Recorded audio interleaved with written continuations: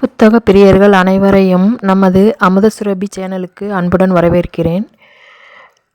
நம்ம இன்னைக்கு என்ன புதினம் போட போகிறோன்னா ராஜநாயகி. இது ஒரு வரலாற்று நாவல். இதை எழுதியவங்க பேர் பார்த்திங்கன்னா ராஜரத்தினம். எண்ணுரை. வரலாற்று படிப்பினைகளை உணர்த்த வரலாற்று நூல்கள் தேவை. வரலாற்று உண்மைகளை உணர்த்தவல்ல இலக்கியவாதிகள் தேவை. பொதுவாக இந்தியர்களுக்கு சரித்திர உணர்வு கிடையாது என்றும் அதனாலேயே இந்திய சரித்திரத்தின் பல மகோன்னதங்கள் கண்டுபிடிக்காமலே அழிந்துவிட்டன என்று கூறுவோர் உள்ளனர். அவர்கள் இன்னும் ஒருபடி மேலே சென்று வெள்ளையர்கள் செய்த அகழ்வாராய்ச்சிகள்தான் நமது சரித்திர வெளிப்பாடுகளுக்கு ஆதாரம் என்றும் சொல்வார்கள்.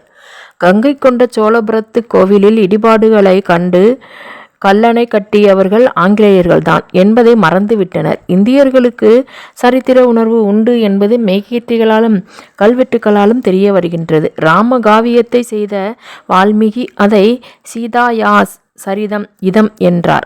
கண்ணகியின் வரலாற்றை சொல்லும் வகையில் சிலப்பதிகாரம் சேர சோழ பாண்டியர்களின் மாண்பினை சொன்னது. 10 சேர மன்னர்களின் வரலாற்றையும் நாயன்மார்களின் வரலாற்றையும் பெரிய புராணமும் திரு அரங்கத்தின் வரலாற்றை திவ்ய சூரி சரிதமும் தெளிவாக்கவில்லையா? அண்மை காலத்தில் வரலாற்று நூல்களுக்கு வித்திட்டவர் அமரர் கல்கிதான். ஆங்கில இலக்கியத்தில் சர் வால்டர் ஸ்காட், கிப்பன் போன்றவர்களின் பாணியில் காவியங்களை படைத்தார். வரலாற்று நவீனங்கள் அரசர்களை பற்றியே இருந்தாலும் அவரின் பரஞ்சோதி, படகோட்டி பொன்னன், வந்தியத்தேவன் ஆகியோர் சாமானியர்கள்தான், உழைப்பால் உயர்ந்தவர்கள். அவ்வகையில் கடல் கடந்த வெற்றி குவியலை காட்டிலும் தி கிரேட் ஆல்மடா என்றே மேலை நாட்டு கடல் போருக்கு சமமான காந்தலூர் சாலை கல மருந்தருளியதை காட்டிலும், ஏன் வான்முட்டும் ராசராச கேச்சரத்தை காட்டிலும் கூட சிறப்பான செயலை செய்த தமிழ் நெஞ்சமெல்லாம் இனிக்கும் செய்தவர் திருமறை கண்ட செல்வர் ராஜராஜன். அந்த திருமறை கண்ட செல்வர் தேவார பதிகங்களுக்கு பண் அமைக்க முடியாமல் தவித்த போது இறைவன் ஆணையின்படி அதனை செய்து முடித்தவள் தான் இந்த ராஜநாயகி. தாழ்த்தப்பட்ட வகுப்பிலிருந்து வந்த இவளால் தான் தேவாரத்துக்கு பண் அமைக்க முடிந்தது. போற்றுதற்குரிய இப்பேற்றினை இன்றும் நாம் உணர்ந்து மிகவும் கடமைப்பட்டுள்ளோம். இப்புதினத்தை சிறப்புற வெளியிடும் கலா நிறுவனத்தினருக்கு எனது நெஞ்சார்ந்த நன்றியினை தெரிவித்துக் கொள்கிறேன். அன்புடன் ராஜரத்தினம். ராஜநாயகி. முதற்பாகம். பகுதி 1.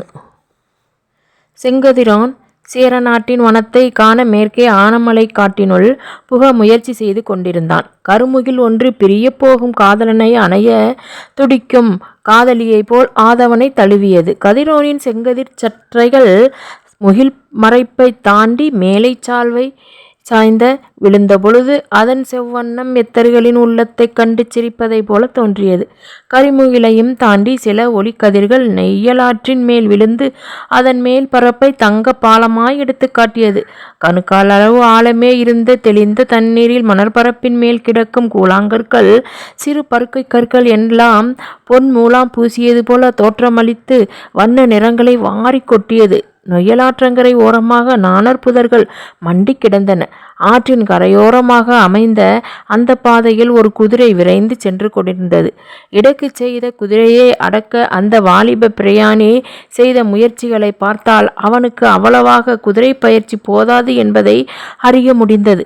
அவன் பட்ட சிரமங்கள் முகத்தில் வியர்வை துளிகளாய் அரம்பி ஒன்றுபட்டு மாலை கதிரோனின் ஒளியால் செம்மை ஆக்கப்பட்ட முகத்தில் வழிந்தது. அவன் கைவீச்சினால் மக்களின் உயிரை குடிக்கும் பணிகளில் ஈடுபடாதவன், அக்கலைகளில் பயிற்சியும் இல்லாதவன். ஆனால் மக்களின் இதயங்களை கவருவதற்கு ஏற்ற திறமையை இயற்கை அன்னையிடமிருந்து தன் கரங்களின் வழியை செயலாற்ற பரிபூர்ணமாக பெற்றிருக்கிறான். ஆம், அவன்தான் கைதேர்ந்த சிற்பி. அருளப்பரின் மகன் இளஞ்சிற்பியான விக்ரமசிங்கன். அவனுடைய உள்ளம் ஆனந்த கடலில் மிதந்து சென்றது. இன்னும் ஒரு காத தூரம் சென்றால் கொங்கு நாட்டின் தலைநகரான கரூரை அடைந்து விடுவான். மாட மாளிகைகளையும் கூட கோபுரங்களையும் அணிமாட அத்தானி மண்டபங்களையும் பெற்றிருந்த அந்த நகரை பார்க்க 1000 கண்கள் வேண்டும் என்று சொல்கிறார்களே. அமராவதி காவிரி ஆற்றுடன் இணையும் அழகையும் கொங்கு நாட்டரசர்கள் அமைத்த ஏரிகளை பற்றியும் அவன் பலவாறு கேள்விப்பட்டிருக்கிறான். நெற்கதிர்கள் மாலையிளம் தென்றலில் சாய்ந்தாடும் அழகும் பச்சை பட்டாடையாக ஆடும் சாய்வும் அவனுக்கு களிப்பை கொடுத்தன. ஆங்காங்கே வயல்களில் வேலை செய்துவிட்டு திரும்பும் இளங்காளையர்கள் தங்கள் குடிசைகளை நோக்கி வந்து கொண்டிருந்தார்கள். எதிரே வரும் அறிமுகமான இளம் கன்னியர்களை கண்டவுடன் குறும்புடன் தேனொழுகும் தேம்மாங்கை சிருங்கார ரசம் ததும்ப பாட ஆரம்பித்தார்கள். இந்த காட்சியை கண்டவுடன் அவன் சிந்தனை பெண்கள் பக்கமாக சென்றது. இந்த அழகு கலைக்கு இலக்கணமான பெண்கள் அந்த பாடலுக்கு எவ்வாறு நடையிலம் நளினம் ததும்பச் சென்றார்கள். பெண்களை பற்றி நினைத்தவுடன் அவன் தாய் கூறிய அறிவுரைகள் நினைவில் வந்து மோதிற்று. விக்ரமா, நீ வாலிப வயதை அடைந்துவிட்ட போதிலும் உலக அனுபவம் அதிகமில்லாதவன். நெடுந்தொலைவு பிரயாணம் வேறு செய்ய போகிறாய். இடையிலே எத்தனையோ தடங்கல்கள் நேரலாம். இவை அனைத்திலுமிருந்தும் செங்கோட்டு வேலன் உன்னை காப்பாற்றுவான். உன் மனதை மட்டும் அதிகம் தளரவிடாதே. அதிலும் பெண்கள் விஷயத்தில் மட்டும் உன் மனம் சலனமே அடையக்கூடாது. உன் மாமன் மகள் தேன்மொழி வயது வந்தவளாக இருப்பாள். இப்பொழுது உன் மாமன் மனம் நோகாமல் நடந்து கொள். அவர்கள் உன்னை பற்றி தப்பாக எதுவும் நினைக்கக்கூடாது. ஏதோ தம்பியாக எழுதியதால் உன்னை அனுப்புகிறேன். சோழ நாட்டு பெண்கள் அழகிகள், அதிலும் நல்ல கலாரசிகைகள். உன் கைத்திறமையை கண்டு மெய்மறக்கக்கூடும். சிலர் தங்கள் சிலைகளை வடித்து தரும்படி கூட கேட்கலாம். கேட்கும் சந்தர்ப்பங்கள் நேரிடலாம். ஆனால் எக்காரணம் கொண்டும் அனித்தியமான மாதர்களின் சிலைகளை நீ செதுக்கக்கூடாது. இதை நீ மீறினால் எனக்கும் சிற்ப திலகமான உன் தந்தைக்கு மகத்தான துரோகம் செய்தவனாய் இதைவிட உன் கைகளை துண்டிப்பதே மேல். தன் உள்ளத்து உணர்ச்சிகளை வார்த்தைகளாக்கி கொட்டியவள் சொற்களின் வேகம் தாங்காமல் ஓவென்று கதறிவிட்டாள். மகனே, தொலைதூர பிரயாணம் செய்ய போகும் உன்னிடம் இப்படி கடிந்து பேசியிருக்கக்கூடாது. ஆனால் என்ன ஆணைகள் மட்டும் உன் மனதை விட்டு நீங்காது இருக்கட்டும் என்று கூறி பாசம் பொங்க தலையை வருடினாள். இல்லை அம்மா, தாங்கள் தவறாக ஒன்றுமே கூறவில்லை. சிவநேசர் செல்வரான அருளப்பரின் மகன் என்பதை மனதில் இருத்தி கொண்டே பழகுவேன். பெண்களிடம் பழகும் பொழுது பலரும் எப்பேற்பட்ட மகளை ஈன்ற தாய் என்று உங்களை புகழும்படியாக நடந்து கொள்வேன். அருங்குணங்களை உணவுடன் கலந்து ஊட்டிய என் அன்னை இட்ட ஆணையின்படியே நான் நடந்து கொள்வேன். அம்மா, எனக்கு விடை தருகிறீர்களா? நேரமாகிறது என்று அன்னையிடம் விடைகேட்டு நின்றான் விக்ரமன். உன் உள்ளத்திலிருந்து வரும் கள்ளமில்லாத இந்த வார்த்தைகளே உன்னை பற்றி எனக்கு நம்பிக்கை அளிக்கிறதடா மகனே. உன் நடத்தையிலும் அதை நீ கடைபிடிப்பாய் என்று நான் நம்புகின்றேன். அவனை மார்போடு அணைத்து சிகை வருடி முகத்தை ஆர்வத்தோடு உற்று நோக்கி உச்சி மோந்து தொடர்ந்து கூறினாள் அன்னை. மகனே, இங்கிருந்து புறப்பட்டு திருநாவை அடைந்தால் அங்கே உன் தந்தையின் நண்பர் செழியன் கூற்றுவனார் நியாயத்தாராக இருக்கிறார். அவரை பார்த்து அவருடைய யோசனையின்படி நீ திருப்புவனம் போய் சேர். அங்கே உன் மாமன் சொன்னபடி கேட்டு உன் அத்தை மனம் நோகாதபடிக்கு நீ நடந்து கொள். தேன்மொழிக்கு என் ஆசையை கூறு என்றாள். அம்மா, நீயும் என்னுடன் வந்துவிட்டால் நல்லது என்று தோன்றுகிறது. பல முறை கூறி அழுத்த அந்த வார்த்தைகளையே திரும்பவும் ஒரு முறை கூறினான் விக்ரமன். எனக்கு மட்டும் என் பிறந்த நாட்டை பார்க்க வேண்டும் போல் இருக்காதா என்ன? மாமன்னர் உத்தம சோழ மன்னரின் கட்டளையின் பெயரில் தானே இங்கே வந்தோம். அவரின் பெயர் ஞாபகார்த்தமாகத்தானே உத்தம சோழபுரமே ஏற்பட்டது. அதெல்லாம் இப்பொழுது எதற்கு? அங்கு நான் வருவதை பின்னால் பார்த்து கொள்ளலாம் என்று கூறி தன் கண்களின் பார்வையால் மறையும் வரை மட்டும் நின்று வழியனுப்பி வைத்த வயோதிக அன்னையின் உருவத்தை அவனால் மறக்கவே முடியவில்லை. அதை நினைத்தவுடன் அவன் கண்களில் நீர் நிறைந்து பார்வையை மறைத்தது. நன்றாக இருட்டிவிட்டது. ஆங்காங்கே தெருவில் விளக்குகள் பளிச்சிட ஆரம்பித்தன. அவற்றின் ஒளி பகலாகவே ஒளிர்ந்தது. ஆதவன் இருள் என்னும் திரையில் மறைந்த போதிலும் மக்களின் நடமாட்டம் குறையவே இல்லை. ஆங்காங்கே ஒருவித பரபரப்பும் மகிழ்ச்சியின் ரேகையும் கலந்து மக்களின் முகத்தில் குடிகொண்டிருந்தது. யாரை கேட்டால் இதன் காரணத்தை அறியலாம் என்று சிந்தித்து கொண்டு இருந்த பொழுதே தான் வந்து கொண்டிருந்த இடத்திற்கு எதிரேயே ஒரு பணியாரக்கடை இருப்பதை கண்டான். அங்கேயே இறங்கி சாப்பிடவும் நினைத்தான். அன்றைய பகல் திருப்பாண்டி கொடுமுடியில் சாப்பிட்டது அகோர பசி. உணவை பசியின் வேகத்தில் அவசரமாக தின்றவனின் கவனத்தை அருகே பேசி கொண்டிருந்த இருவரின் உரையாடல் கவர்ந்தது. ஆமாம், மாமன்னர் இங்கு எதற்காக வருகிறாராம்? அவர் முடிசூடி கொண்ட பின்னர் முதல் தடவையாக இப்பொழுதுதானே வருகிறார்? ஆமாம், முதல் முறையாக இப்பொழுதுதான் வருகிறார். அதுவும் கொடுமுடி ராயர் வீட்டில் தங்கப் போவதில்லையாம். பெருமான் கருவூர் தேவர் அவர்களின் இல்லத்தில்தான் தங்கப் போகிறாராம். அதிலும் ஒரு விசேஷம் என்னவென்றால், இன்னும் 4 நாட்கள் எந்தவிதமான பொது காரியங்களிலும் நிகழ்ச்சியிலும் கலந்து கொள்ளப் போவதில்லையாம். உலக அறிவு சிறிதும் இல்லாதவ அவன் உள்ளத்தில் பலவகைப்பட்ட உணர்ச்சிகள் தோன்றின. அவன் தங்கப்போவதும் கருவூர் தேவர் அவர்களின் இல்லத்தில்தான் என்பது அவன் நினைவில் முதலில் வந்து நின்றது. அங்கு தங்குவதற்காகத்தான் செழியன் கூற்றுவனார் ஓலை ஒன்று கொடுத்து அனுப்பியிருக்கிறார். அப்படிப்பட்ட சந்தர்ப்பத்தில் மன்னரை நாடு போற்றும் காவலனை, மக்களின் உள்ளம் கவர்ந்த மகேசனை அவர் தங்கியுள்ள இடத்திலேயே அவன் காணப்போகிறான். என்னே அவன் பாக்கியம்! அவன் அவருடன் பேச முடியுமா? இவ்வாறு சிந்தித்து கொண்டே வந்தவனின் சிந்தனை குதிரை தடைப்பட்டதற்கு காரணம் எதிரில் நின்ற மாளிகை தான். ஆம், அதுதான் தமிழ் கூறும் நல்லுலகின் நாவரசர் கருவூர் தேவர் அவர்களின் இல்லம். அன்று கரூரானிலையில் கருவூர் தேவர் அவர்கள் இல்லத்தில் விசேடங்கள் நடப்பதற்கான ஏற்பாடுகளை கருவூர் தேவர் அவர்களின் பணியாட்களும் சிஷ்யர்களும் செய்து வந்தனர். வைகாசி மாதத்து முதல் மூல நட்சத்திர ஆகையால் சைவம் தலைத்தோங்க செய்த சைவ சமய குருவர்களின் 4வரில் ஒருவரான திருஞான சம்பந்தரின் ஞானப்பால் உற்சவம் கொண்டாடப் போகிறது. விசேட ஆர்ப்பாட்ட ஆர்வாரங்களை பெரிய உடையார் விரும்பவில்லை என்பதனாலும் எல்லா ஏற்பாடுகளிலும் ஓர் அடக்கம் கலந்த அமைதி காணப்பட்டது. விஸ்தாரமான மண்டபத்திலே கிழக்கு மூலையில் பொன்னார் மேனியன் செம்பொன்னாலான சிலை வைக்கப்பட்டிருந்தது. அதன் மேல் சர்வாலங்கார அணிகலன்களான கண்ட, நான், பாசமலை, அரதன, மோதிரம், திருக்கைச்சாரை, வயிறு உளுந்து முதலிய மணிகளாலான வகைகளும், திருமுடி, வீரப்பட்டம், திருக்கலாவம், திருமகரம் முதலிய ஆபரணங்களும் அணிவிக்கப்பட்டிருந்தன. அருகே உள்ள தங்கத்தட்டில் தாம்பூலாதி வகைகளும், முக்கணிகளும், சுண்டக்காய்ச்சி, ஏலம், குங்குமப்பூ, பச்சை கற்பூரம் போட்ட ஆவின் பாலும் ஆனைமலை தேன்பாகும் வைக்கப்பட்டிருந்தன.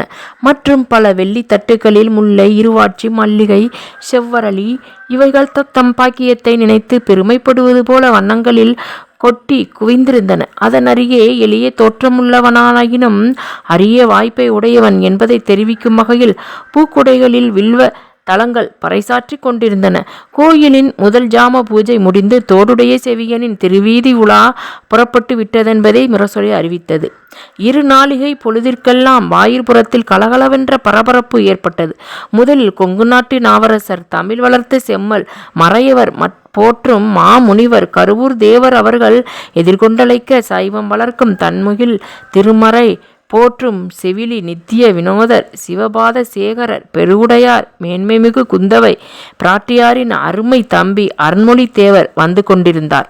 அவருக்கு பின்னால் சோழ பேரரசின் உடன் கூட்டத் தலைவரும் சாமந்த நாயகரும், தற்காலம் வரை உத்தம சோழ மன்னரின் தென் திசை மாதண்ட நாயகரும், குந்தவை பிராட்டியாரியான காதல் கணவருமான வானர்குல மாவீரர் வல்லவரையர் வந்தியத்தேவர் வந்து கொண்டிருந்தனர். இவர்களுக்கு பின்னால் ஆலவட்டம், பரிவட்டம், ஆரவாரம், அறிமுகம் எதுவுமின்றி வந்து கொண்டிருந்த ஒருவனை பற்றி இங்கே கூறாவிட்டால் வாசக நேயர்கள் நம்மை மன்னிக்கவே மாட்டார்கள். ஆம், அவன்தான் செங்குன்றுறையில் இருக்கும் உத்தம சோழ பிரம்மா தயத்தில் இருந்து முதலிலிருந்தே நாம் தொடர்ந்து வந்து கொண்டிருக்கும் நம்முடைய வாலிப சிற்பி விக்கிரமன். கொங்கு நாட்டில் சைய மலையக்கருகே தற்காலம் கொள்ளே காலம் என்றழைக்கப்படுகின்ற இடத்தில் நெய்யப்பட்ட பட்டு விதானத்தின் மேல் போடப்பட்ட இருக்கைகளின் மேல் பெரிய உடையார் அமர்ந்திருக்க, அவருக்கு வலப்புறத்தில் வல்லவரையரும், இடப்புறத்திலே கருவூரானிலையின் சிற்றரசரான கொடுமுடி ராயர் அமர்ந்திருந்தார். இடது பாதம் தூக்கியாடும் சிவகாமி மணாளனின் சிலையருகே போடப்பட்டிருந்த சற்றே உயர்வான பீடத்தின் மேல் கருவூர் தேவர் அவர்கள் அமர்ந்து சிவபூஜையில் ஈடுபட்டிருந்தார். அவருக்கருகே வெகு வினயத்துடன் விக்கிரமன் அமர்ந்து கொண்டிருந்தான். பூஜை முடிந்த பிறகு கருவூர் தேவர் அவர்களின் சிஷ்யன் தேவார பதிகங்களை சிலவற்றை பாடினான். கடைசியாக போகமார்த்த பூன்முலையால் தன்னோடும் பொன்கள பகமார்த்த பைங்கன் வெள்ளேற்றன்னல் வரமேற்றி ஆகமார்த்த தோளுடையான் கோவனாடையின் மேல் நகாகமார்த்த நம்பெருமான் மேயது நல்லாரே என்று பாடியவுடன் அங்கு நிலவிய அமைதியான மோன நிலையை கிளைத்து கொண்டு பெருவுடையாரின் குரல் கணீரென்று ஒலிக்கத் தொடங்கியது. சிவநேச செல்வரே, திருஞான சம்பந்த பெருமான் பாண்டிய நாட்டிலே இருந்த பொழுது சோழவள நாட்டின் தலமூர்த்தியை பாடி அங்குள்ள திரு ஆலவாயனை பாடாமல் வாழாவிருந்தது ஏன் என்பதை விளக்க வேண்டும். சைவ சமய விவாதமா என அங்கு கூடியிருந்தவர்கள் வியப்புற்ற வண்ணம் கேட்பதற்காக நிமிர்ந்து உட்கார்ந்து கொண்டார்கள். மன்னர் பெருமை, சிறியேனுக்கு தெரிந்த அளவில் கூற முற்படுகிறேன் என்று அவையடக்கத்துடன் கூற ஆரம்பிக்க முன் கொடுமுடி ராயர் இடையில் குறுக்கிட்டு, மாமன்னர் மன்னித்தருள வேண்டும். கருவூர் தேவர் அவர்கள் அந்த பாடல் வந்த வரலாற்றையும் கூறினால் எம்போன்றவர்களுக்கும் எளிதாயிருக்கும் என்றார். கொடுமுடி ராயர் தம்மை மிகவும் சிறுமைப்படுத்தி பேசிக் கொள்கிறார் என்று நினைக்கிறேன் என்றார் மன்னர். ஆதவன் இருக்கும் பொழுது நிலவு பகலை போல ஒளியை சிந்தினாலும் அது பிரகாசிக்காது அல்லவா மன்னா? ஆயினும் நிலவின் அழகைத்தானே எல்லோரும் பார்க்க முடிகிறது. கவிகளும் புகழ்கின்றனர், காதலர்கள் கண்டு கழிக்கின்றனர். ஆனால் ஆதவனை பார்க்க முடிவதில்லை. அதன் கொடுமையை பற்றியே பேசுகிறார்கள். மன்னிக்க வேண்டும் மாமன்னா. ஞானிகளும் மகரிஷி போன்றவர்களும் அறிவாளிகளும் ஆதவனைத்தான் வணங்கி ஏற்றுகிறார்கள், இன்னும் வணங்குகிறார்கள், போற்றி துதிபாடுகிறார்கள். வெறும் உணர்ச்சி வசப்பட்டு புகழப்படுவதை விட அறிவின் தெளிவில் போற்றப்படுவது சால சிறந்தது அல்லவா? அதுவுமின்றி வஞ்சகர்களும் தீயோரும் ஏன் விஷ ஜந்துக்களும் கூட பயப்படுவது ஆதவனை கண்டுதானே. மற்றும் சந்திரனின் ஒளி கூட ஆதவனிடமிருந்து பெறுவதுதானே. அப்படி இருக்க ஆதவனை கொடுமையாக கூறவே முடியாது. அதனால் ஆதவனால் உயிரினங்கள் தாவர இனங்கள் பயனடைவது போல மாமன்னரால் இந்த உலகமே பெருமை அடைகிறது என்றான் விக்கிரமன். அடிகளே, இவ்வளவு அழகாக உண்மைகளை உவமானத்தோடன் கூறும் இந்த வாலிபன் யார்? நம்முடைய இருக்கிறான். ஒருவேளை உங்கள் சிஷ்யர்களில் ஒருவனோ? இவன் என் சிஷ்யன் அல்ல. இந்த வாலிபன் பெயர் விக்ரமசிங்கன். கொடிமாட செங்குன்றூர் கருகில் இருக்கும் உத்தம சோழபுரத்திலிருந்து வந்திருக்கிறான். உத்தம சோழபுரத்தை கற்றலியாக்கச் செய்ய மாமன்னரின் சிறிய தகப்பனார் அனுப்பிய சிற்பி அருளப்பரின் மகன். திருநானாவில் இருக்கும் நம்முடைய நியாயத்தார் செழியன் கூற்றுவனார் இங்கே தங்கி போகும்படி சொல்லியிருக்கிறார். ஓஹோ, சிற்பி அருளப்பரின் மகனானி? இப்பொழுது உன் மாமன் மகன் திருப்புவனம் சிற்ப மாராயர் மருதவாணர் அவர்களின் வீட்டிற்குத்தானே செல்கிறாய் என்று கேட்டார் வல்லவரையர். உடனே மாமன்னர் பக்கம் திரும்பி, மாமன்னவா, தஞ்சை தனிக்குளத்தூர் ஆலயத்தை இந்த உலகமே கண்டு கேட்டும் இராத வகையில் மாபெரும் கற்றளியாக்க வேண்டுமென்ற தங்களின் மகோன்னதமான எண்ணத்தை நிறைவேற்றுவதற்கு நாடெங்கிலுமிருந்து சிற்பிகளை அழைத்து வரச் சொல்லி இருக்கிறேன். வல்லவரையரே, மிகவும் நன்று. அந்த பணியை நிறைவேற்ற வேண்டும் என்று எனது சிறிய தகப்பனார் மதுராந்தக உத்தம சோழர் எவ்வளவோ ஆசைப்பட்டார். அவர் மட்டும் இப்பொழுது இருந்தால். அவர் குரல் தழுதழுத்து கம்மியது. அவர் மனதை மாற்ற விரும்பிய வல்லவரையர், மன்னா, எங்கோ ஆரம்பித்து எங்கோ பேசிக்கொண்டே இருந்து விட்டோம். அடிகளார் காத்து கொண்டு இருக்கிறார். ஆம், மன்னிக்க வேண்டும் அடிகளே. இப்பொழுது அந்த பாடல் வரலாற்றை தாங்கள் கூற வேண்டும். தொண்டையை கனைத்து கொண்டு கருவூர் தேவர் சொல்ல ஆரம்பித்தார். மகான்களும் யோகிகளும் வாழ்ந்து வந்த இந்த புண்ணிய பூமியில்தான் போதிசத்துவரும் மகாவீர வர்த்தவன்மானவரும் அவதரித்தார்கள். புராதனமான இந்த மதத்தின் அகிம்சா முறையை பற்றியும் பற்றற்ற வாழ்க்கை நடத்த வேண்டும் என்று உபதேசித்த அந்த மகான்களின் சிஷ்யர்கள் அவைகளை தங்கள் மதகுருமார்கள் கண்டும் கேட்டும் இராத அளவுக்கு கொண்டு போய் விட்டார்கள். இந்து சமயத்தின் சில அஞ்ஞானமான பழக்க வழக்கங்களை எதிர்த்த அந்த ஆச்சாரியர்களின் பக்த கோடிகள் இந்து சமயத்தையே எதிர்த்து வேறு சமயங்களையே உண்டாக்கிவிட்டார்கள். ஆனால் உத்தர பாரதத்தில் இந்த மதங்கள் நாளடைவில் நலிய தொடங்கிவிட்டன. நம் பாரதத்திற்கு வடக்கே இருந்து பல மூர்க்க சாதியினர் படையெடுத்து வந்ததால் இவர்கள் தெற்கு திசையை நோக்கி திரும்ப வேண்டியதாயிற்று. இவ்வாறு நம் தமிழ்நாட்டை நோக்கி வந்த அவர்களுக்கு காஞ்சியும் மதுரையும் இடம் கொடுத்தது. எங்கு பார்த்தாலும் ரோமம் நீக்கிய தலையும் பாயை படுக்கையாகவும் ஓரளவே உடலை மறைக்கும் துணிகளுடன் மக்கள் வாழ தலைப்பட்டார்கள். ஆனால் நம் சோழவள நாடு மட்டும் என்றுமே அருகதத்திற்கோ சாக்கிய மதத்திற்கோ இடம் கொடுத்ததில்லை. இப்படிப்பட்ட மரபிலிருந்து உதித்தவர்கள்தான் பாண்டிய மாதேவியான மங்கையர்க்கரசியார். தமிழ் திருநாடு முழுவதும் பரவி எங்கே சைவ சமயத்திற்கே கேடு வந்துவிடுமோ என்று பல்லவேந்திரன் மகேந்திர பல்லவனை நல்வழிப்படுத்திய நாவுக்கரசரும் புகழ்ந்து பின்தொடரும் ஞானப்பால் உண்ட திருஞான சம்பந்தரை பற்றி கேள்விப்பட்டார். வேதாரண்யத்தில் ஓர் பதிகம், இரக்கமொன்றிலீர் என்று பாடிய பிறகே அபிமுக திருவாயில் திறக்க அது அடைக்கப்பட வேண்டி திருஞான சம்பந்தமூர்த்தியும் சதுரமறை என்ற முதல் திருப்பாட்டு பாடிய உடனேயே வாயில் மூடிக்கொண்டதை பாண்டிமாதேவி மங்கையர்க்கரசி கேள்வியுற்றார். உடனே அவருக்கு சொல்லி அனுப்பி சைவம் தலைத்தோங்க சங்கம் வளர்த்த மதுரை பங்கம் அடையாதிருக்க வேண்டும், ஆளுடைய பிள்ளையார் திருவாலாய்க்கு வர வேண்டும் என்றிறைஞ்ச அவ்வாறே ஆளுடைய பிள்ளையார் திருவாலவாய்க்கு எழுந்தருளினார். அருகதர்களின் தூண்டுதலினால் பாண்டிய மன்னன் திருமடத்திலே அக்கினி பற்றும்படி செய்தான். ஆனால் பாலனாவாயரோ செய்யனே திருவாலவாய் என்னும் திருப்பதிகத்திலே அமனர் கொழுவுஞ்சுடர் பையவே சென்று பாண்டியர்க்காகவே என்று பாடியதும் பாண்டியன் வெப்பு நோயினால் பீடிக்கப்பட்டான். மறுநாள் பாண்டியனுடைய தவற்றை எடுத்துரைத்து பாண்டிமாதேவியும் மந்திரி குலச்சிர நாயனுமாரும் இறைஞ்ச திருஞான சம்பந்த பெருமான் மந்திரவாவது நீரு என்னும் திருப்பதிகத்தை பாடியருளினார். அதனால் பாண்டியன் வெப்பு நோய் நீக்கின போதிலும் சமணர்கள் சைவத்தின் மேன்மையை ஏற்றுக்கொள்ளவே இல்லை. இதனால் இரு சமயத்தாரும் தங்கள் தங்கள் சமய உண்மையையே ஏட்டில் எழுதி அக்கினியில் இட வேண்டும் என்று எரியாமல் இருக்கும் சமயம் உண்மையிலேயே சால சிறந்தது என்றும் விரும்பினார்கள். பிறகு ஆளுடைய பிள்ளையார் தாம் சிவமே சத்தியம் என கூறி புனைந்த பதிகங்களின் ஏடுகளை அடுக்கி அவற்றுள் இறைவன் பெயரை சொல்லி ஏடு ஒன்றை எடுக்க அது திருநள்ளாற்றில் பாடிய போகமார்த்த பூன்முலையார் என்ற இப்பாடலாக அமைந்தது. உமாதேவியானின் இரு ஸ்தனங்களும் பரம் அபரம் என்ற ஞானஸ்தானத்தை காட்டுவதாலும் அந்த லோக மாதாவையே தன்னுள் கொண்டவரான பரமேஸ்வரனை குறிப்பதாலும் மேலும் அக்னியில் கருகாமல் பிரகாசித்தது. சமணரின் ஏடோ சாம்பலாயிற்று. மற்றொரு முறை சோதித்து பார்க்கவே வேண்டுமென சமணர்கள் விரும்ப எத்தனை தடவைக்கும் தாம் தயார் என ஆளுடைய பிள்ளையார் சம்மதத்தை தெரிவித்ததின் பேரில் கடலை நோக்கி பிரவாகிக்கும் வைகை நதியில் எந்த சமயத்தின் உண்மையை விளக்கும் ஏடு எதிர்நோக்கி செல்கிறதோ அச்சமயமே சிறந்ததென முடிவாயிற்று.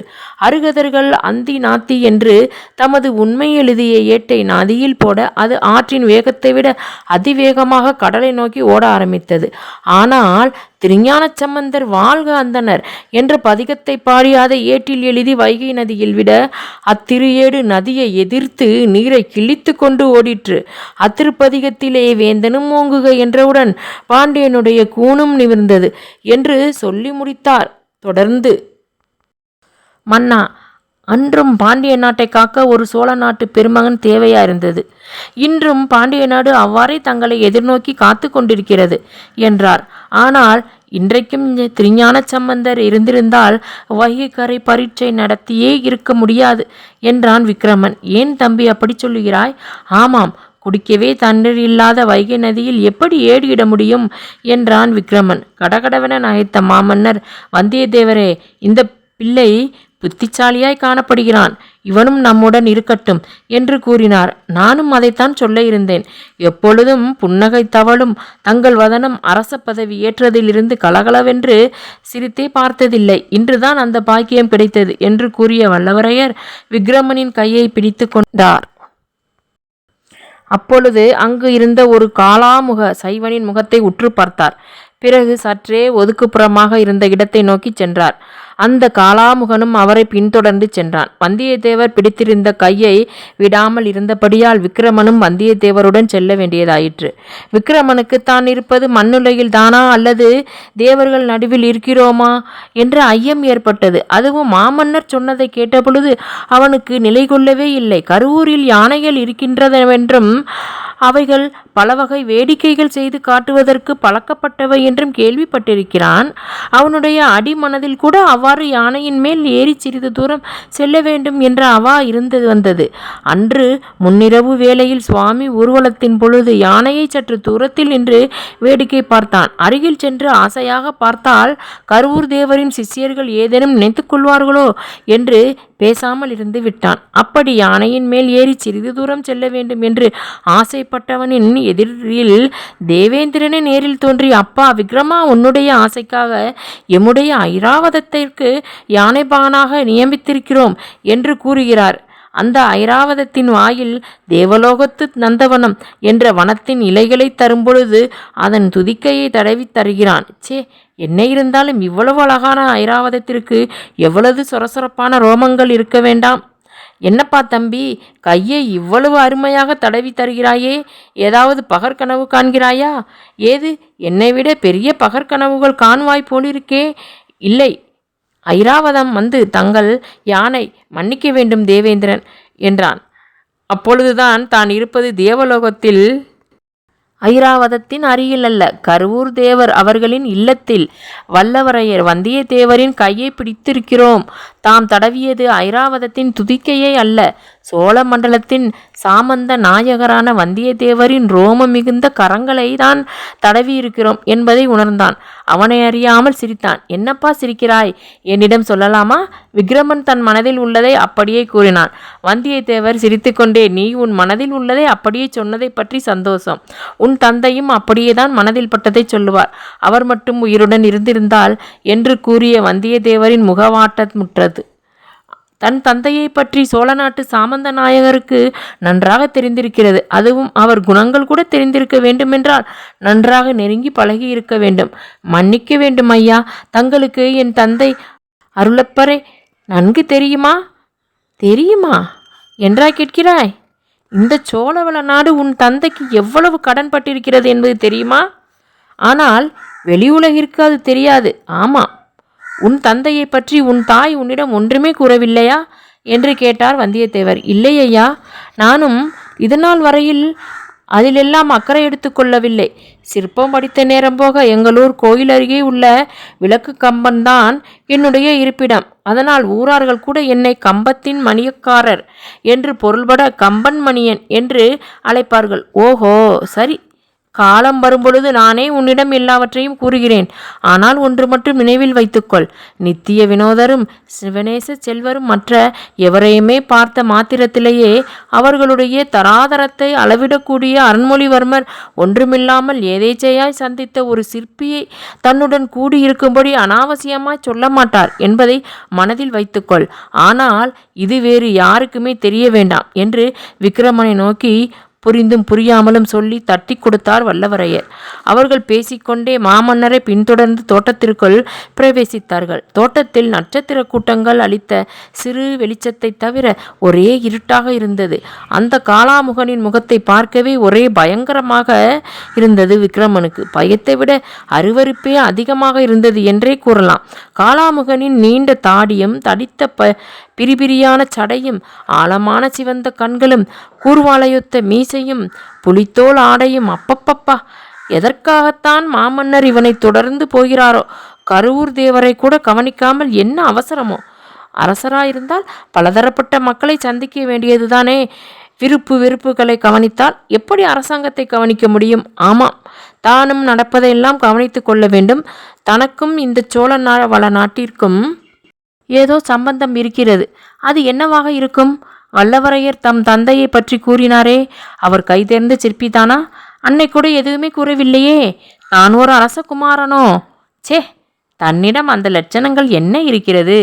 இந்த மாதிரி அசட்டு எண்ணங்களில் மூழ்கக்கூடாது என்று எத்தனை தடவை நினைத்தாலும் முடியவில்லை. அரசர் பேச ஆரம்பித்து விட்டார் என்று தன் மனக்குதிரையை பிடித்து நிறுத்தினான். அவனிடம் ஒரு பெரிய குறை உண்டு. ஏதாவது பேசிக்கொண்டோ அல்லது வேலை செய்து கொண்டோ இருக்கும் பொழுது கற்பனையில் மூழ்கி விடுவான். ஆனால் அதற்கு காரணம் இல்லாமல் இல்லை. அவன் ஒரு கைதேர்ந்த சிற்பி. தனக்கென்று ஒரு உலகை சிருஷ்டித்து கொண்டு அதில் கைத்திறமையை காண்பிக்க வேண்டிய தொழிலை தன் பிறவி தொழிலாக கொண்டவன். செம்பியா, என்ன ஏதாவது முக்கிய விஷயம் உண்டா என்று கேட்டார் மாமன்னர். பல விஷயங்கள் உண்டு அரசே. அதனால்தான் தங்களை தேடி தஞ்சைக்கே சென்றேன். அங்குதான் தாங்கள் கருவூர் வந்திருப்பதாக தகவல் வந்தது. அதுவும் நல்லதாக போயிற்று என்று இங்கு விரைந்து வந்தேன். நான் சொல்ல வந்தது, விக்கிரமனை பார்த்தான் சோழ மண்டலத்தின் ஒற்றர் தலைவனான செம்பியன். பரவாயில்லை, நீ கூற வந்ததை தைரியமாக கூறலாம் என்றார் வல்லவரையர். நல்லது பிரபு. சோழ நாட்டை பேரபாயம் சூழ்ந்திருக்கிறது. எந்த பக்கம் திரும்பினாலும் பகைவர்கள். தெற்கே ஈழநாட்டில் மகிந்தன் தன் படைகளை திரட்டிக்கொண்டு ரோகண மலையிலிருந்து வெளியேறிவிட்டானாம். சோழர்கள் தமிழர்கள் என்றும் அவர்கள் அந்நியர்கள் என்றும் அவர்கள் செய்யும் கட்டட புனருத்தாரணமெல்லாம் வெறும் சூழ்ச்சி என்றும் பிரச்சாரம் செய்து வருகிறானாம். இதை இளம் சென்று வந்த நம்முடைய ஒற்றன் சேதிராயன் மூலமாக கொடும்பாளூர் மதுராந்தக வேளார் செய்தி அனுப்பியுள்ளார். நான் மதுரைக்கும் காந்தலூருக்கும் சென்று வந்தேன். மதுரையிலும் சோழர்களுக்கு எதிராக கிளர்ச்சி நடைபெற்று வருகிறது. சுமார் 4 நாட்களுக்கு முன் வைசாக விசாக தன்று திருச்செந்தூர் கோயிலிலே விசேட அபிஷேக ஆராதனைகள் நடைபெற்றன. அன்றிரவு குமரகோட்டத்தில் காலாமுக சைவர்கள் மாநாடு கூடுமென்று சிலர் தெரிவித்ததின் பேரில் இந்த வேடத்தோடு அங்கே சென்றேன். ஆனால் அங்கு நடந்தது காலாமுகர்கள் மாநாடு அல்ல, தமிழ்நாட்டையே ஏன் இந்த பரதக்கண்டத்தையே ஆட்டி அழிக்கவல்ல ஒரு சதித்திட்டம் உருவாகி கொண்டு இருந்தது. அங்கு ஈழ மகிந்தன் காலாமுகன் வேடம் போட்டு கொண்டு வந்திருந்தான்.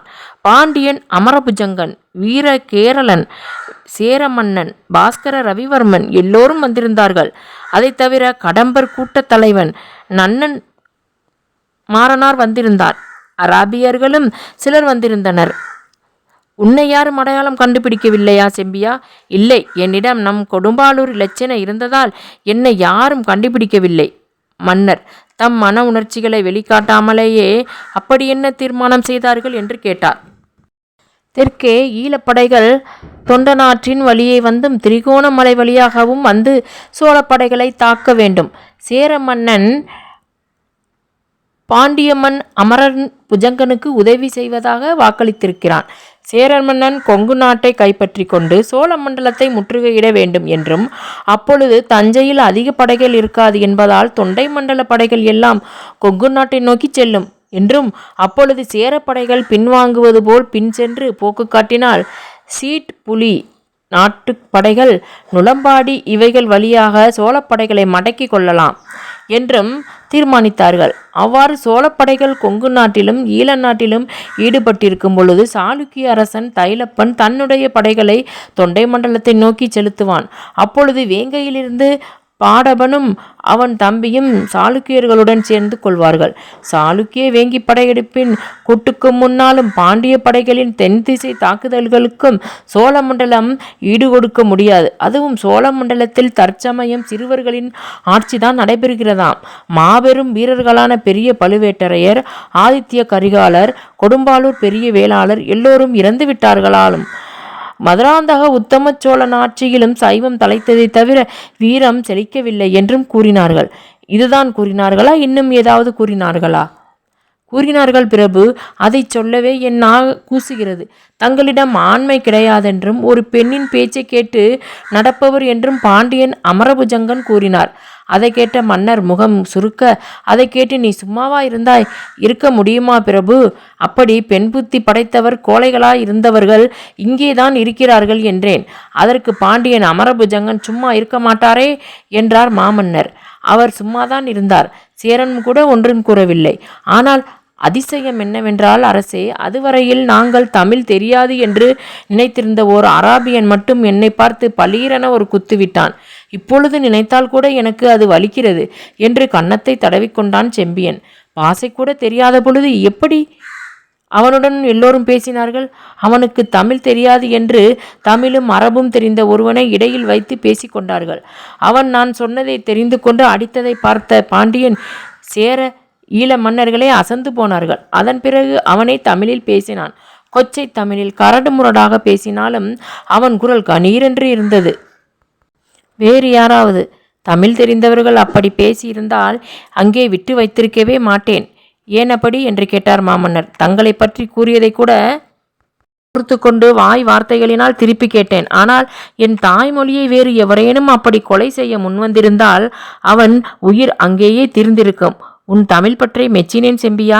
என்ன இருந்தாலும் நீ தமிழன். உன் உடம்பில் ஓடுவது தமிழனின் ரத்தம் அல்லவா? அப்பொழுது எப்படி அந்த அராபியனை விட்டு வைத்தாய்? ஆனால் அப்பொழுதும் எனக்கு பெருமையாய் இருந்தது அரசே. பல ஆயிரம் மைல்களுக்கு அப்பால் உள்ள ஒருவன் நம் தமிழ் மொழியை பேசினால் எனக்கு அது பெருமை அளிக்கும் விஷயம் அல்லவா? அரசே செம்பியா, நீ இவ்வாறு பெருமைப்படுவதில் பயனே இல்லை. ஏமாற்றம்தான் எதிர்நோக்கி காத்து கொண்டிருக்கிறது. அந்த அராபிய வேடம் பூண்டவனுக்கு தமிழிசை படரும் கொழுகொம்பு என்ற விருது பெயர் உள்ளது என்று கூறி நகைத்தார் மன்னர். என்ன, தாங்களா என்று வல்லவரையர் அதிர்ந்து கூற, நடந்ததையெல்லாம் புரிந்தும் புரியாமலும் விக்கிரமன் திகைக்க, அரசே மன்னிக்க வேண்டும் என்று செம்பியன் மன்னர்காலில் விழுந்தான். இத்துடன் ராஜநாயகியின் இந்த பகுதி நிறைவடைகிறது. அடுத்த பகுதியில் ராஜநாயகியை மீண்டும் காணலாம். அதுவரை காத்திருக்கவும். நீங்கள் இன்னும் சப்ஸ்கிரைப் பண்ணாமல் பார்த்துக்கிட்டு இருந்தீங்கன்னா இப்போ சப்ஸ்கிரைப் பண்ணி வச்சுக்கோங்க. ஏன்னா இதுக்கு அடுத்த தொடர்ச்சியாக நான் போடும்போது உங்களுக்கு நோட்டிஃபிகேஷன் வரும். அதுக்காக சப்ஸ்கிரைப் பண்ணிவிட்டு பாருங்கள். ஓகேங்களா? நன்றி. அடுத்த பகுதியில் மீண்டும் சந்திக்கலாம்.